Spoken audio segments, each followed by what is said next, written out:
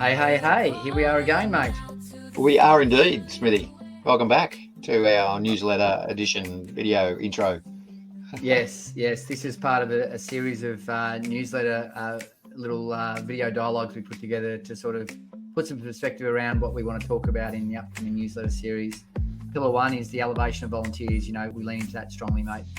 The second one is enhancing fundraising. We think fundraising stands on its own.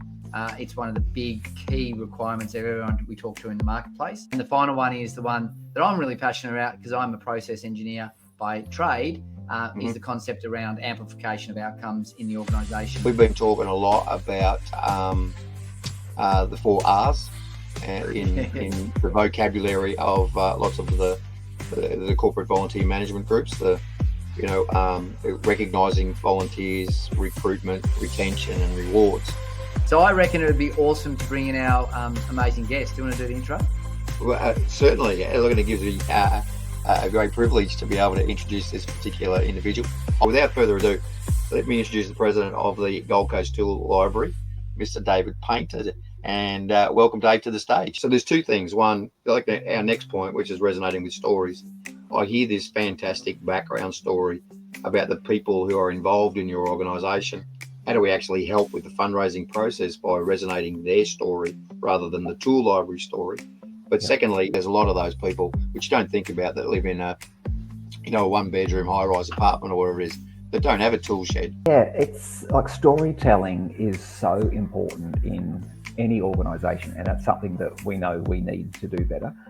Before I started the tool library, I was fortunate enough to we did a little impact storytelling course that was sponsored, and we got involved and made a short little YouTube video to kind of talk about what was the concept of the tool library, because we were the first one on the Gold Coast, and so you had to kind of explain what it was, and whether that be power tools you're working at home, or the tents that they're going out camping with, or an extension ladder to climb on the roof, or kayaks going out in the water, or stand-up paddleboards in the ocean.